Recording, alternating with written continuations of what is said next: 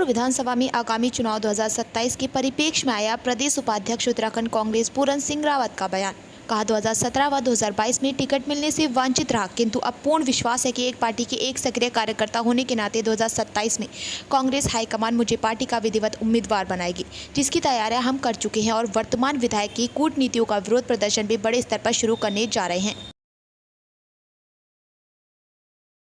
धर्मपुर विधानसभा क्षेत्र में मैं 2017 से लगातार काम करता आ रहा हूं। काम तो मैं बहुत पहले से लगातार करता रहा, लेकिन 2017 में मैंने आवेदन किया था, क्योंकि मैंने देखा इस प्रकार पब्लिक में मैंने काम किया। मेरी माँ बहनों का जो मुझे आशीर्वाद उस टाइम में मिला, मैं आवेदन करने गया था, लेकिन हमारे किसी बड़े नेता के दबाव पर आकर के मैंने आवेदन वापस लिया और अपने पार्टी प्रत्याशी को विजय बनाने के लिए तन मन लगातार 15-20 सालों के अंतरकाल में जितना मेरे से हो सका, जब हमारी सरकार थी कांग्रेस सरकार, तो कांग्रेस सरकार में जितना ज्यादा हो सका मैंने लोगों को राहत देने का काम किया है। और कई जगह ट्यूबवेल बंद पड़े थे, ट्यूबवेल को खुलाने के लिए अतिरिक्त ट्यूबवेल की भी व्यवस्था हमने करवाई है। जहां सड़कें नहीं बन पाई थी वहां सड़कों का निर्माण करवाया। पानी की बड़ी असुविधाएं थी, वहां हैंडपंप्स लगवाए। जितना हमसे ज्यादा हो सका मैंने पब्लिक हित में काम करने का कोशिश की है। जहां तक हो सके हर किसी के सुख दुख में खड़ा होने का मैंने काम किया है। इस अंतरकाल में मैं ये भी बताता हूं आपको कि पटेल नगर कारगिल बाईपास जो रोड बागदा मैन देवनदास जी द्वारा अवरोध कर दी गई थी, उस पर किस प्रकार से मैंने संघर्ष किया है आप सब जानते हैं। इसमें मुख्य भूमिका रही, 4-5 साल तक मेरी लड़ाई लड़ता रहा। आखिर में मैंने देवनदास जी को रोड खोलना पड़ा। आज जो 17 के बाद मैं लगातार 22 की तैयारी के लिए मैंने 4 साल 8 महीने तक दिन रात खून पसीना बहा करके पब्लिक की दुख सुख में खड़ा होने का मैंने काम किया है। मैंने सैकड़ों बैठकें ली हैं और कई जगह पर मैंने नुक्कड़ बैठकें की हैं और 50 मैंने जो जनसभाएं की हैं, बड़ी सभाएं की हैं। कई बार मैंने रैलियां निकाली हैं। इस रैली में मेरे बड़े नेता भी कई सम्मिलित हुए हैं। जानते हैं कि क्या चुनाव लड़ना ऐसा आसान नहीं है और चुनाव लड़ने के लिए कितना तैयारी करनी पड़ती है। मेरी पूरी जान झोंकी है इस चुनाव फतेह पाने के लिए। मेरी माँ बहनों का आशीर्वाद मिला, मेरे तमाम बुजुर्गों का आशीर्वाद मिला। आपने देखा होगा कि 22 की तैयारी में इतनी भीड़, शायद मैं समझता हूं कि यह बड़ाई मैं नहीं करता, लेकिन जिस प्रकार जन सैलाब देखने को मिला, मुझे यकीन था, हर्ष और उल्लास की बात है कि जिस प्रकार से लोगों ने सम्मान दिया है। आशा और उम्मीद थी यदि मुझे टिकट मिली होती मैं आराम से सीट निकाल लेता, लेकिन फिर मैं टिकट लेने से वंचित रह गया। उसके बाद भी मैंने बैठक लेने के बाद अपने तमाम समर्थन जो मेरे लोगों ने मुझे दिया, समर्थित तमाम कार्यकर्ताओं को मैंने कहा कि आपका हाईकमान ने जो प्रत्याशी घोषित कर दिया उसके तन मन से आप काम करिए, पार्टी प्रत्याशी की विजय तो हमारी विजय होगी। लोग लगातार लगे रहे। उसके बाद में देखा आपके राजनीतिक अनुभव के बारे में बताऊं आपको कि मेरा आज कांग्रेस पार्टी में 36 साल हो चुका है और 36 साल के अंतरकाल में मैं लगातार पदों में रहा और पदों में रहने के बाद जितना मेरे से हो सका मैंने जनहित में जन आंदोलन किए हैं और जनता को बेनिफिट देने के लिए। आप जानते हैं कि मैं जहां टिहरी जनपद में पला और पनपा जहां मैंने राजनीति का कदम उठाया, वहां पर टिहरी बांध से प्रभावित लोगों के साथ में बड़ा अन्याय जातियां हो रही थी। सेक्शन 469 होने के बाद में लोगों को जमीनें आवंटन नहीं हो रही थी। मैंने कहा पहले बसाओ फिर बांध बनाओ करके आंदोलन छेड़ा।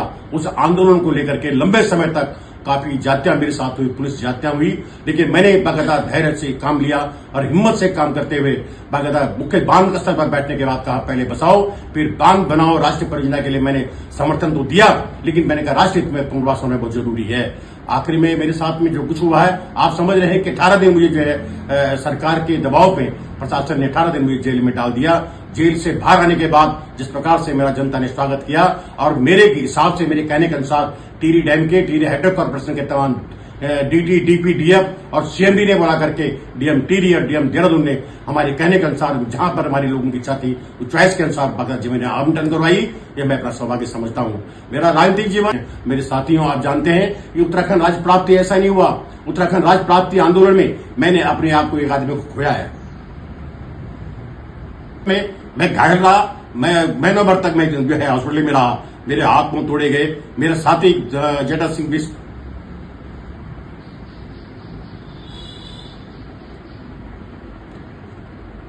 उस आंदोलन में उनको जो है उनकी मौत हुई और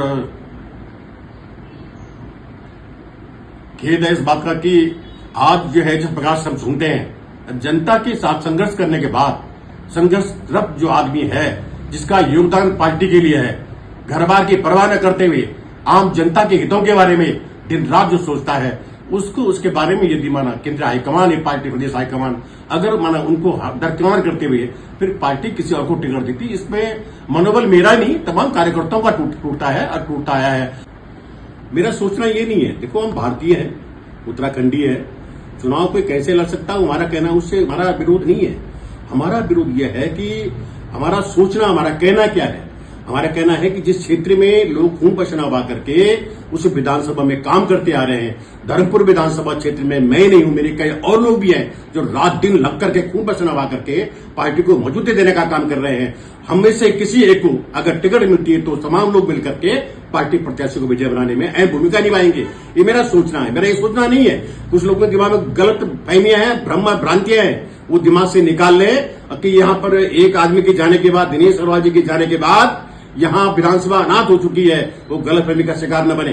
धर्मपुर विधानसभा क्षेत्र में एक से बढ़कर एक नेता है।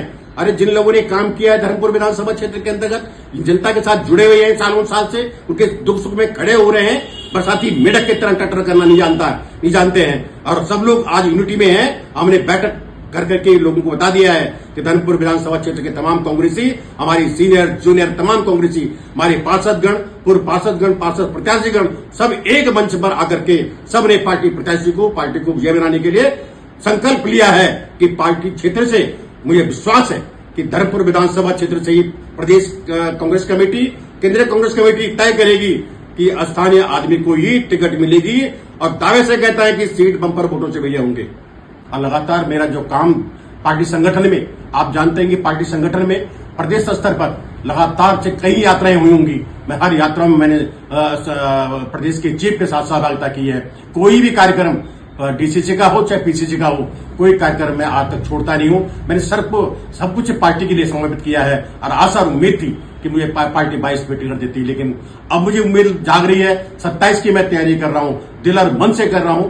कुल मिला के मैं ऐसा हवाई बात करना चाहता नहीं हूं और मेरी एक ऐसी आदत नहीं है कि मैं पॉलिसी ऐसे खेलूं कि लोगों के सामने अपनी फिल्म दिखाऊं कि मैं तुम्हारे लिए इतना अच्छा तुम्हारा हिमायती हूं। मैं ये विश्वास करता हूं जनता हमारे माई बाप है और उनके साथ ही दिन रात लग करके उनके दुख सुख में खड़ा होना हमारा काम होना चाहिए। अब बरसाती मेढक की तरह नहीं है कि अपने समय आने पर जो है लोगों को दिखाने का काम करे। अरे मेरा ये 20 साल दिखाई देगा कि जिस प्रकार से मैं धर्मपुर विधानसभा जब से मैं सक्रिय हुआ हूं, जितने मेरे काम हैं, यहाँ की जनता, मेरी सम्मानित मेरी माँ बहन, मेरी बुजुर्ग, मेरे भाई सब समझते हैं कि पूर्ण सिंह का योगदान धर्मपुर विधानसभा क्षेत्र के लिए क्या रहा। आशा और उम्मीद करता हूं 27 में सरकार मुझे टिकट, 27 में कांग्रेस हाईकमान में टिकट देगी और मैं लोगों के जो वायदे में करूंगा उसे मैं खरा उतरने का काम करूंगा।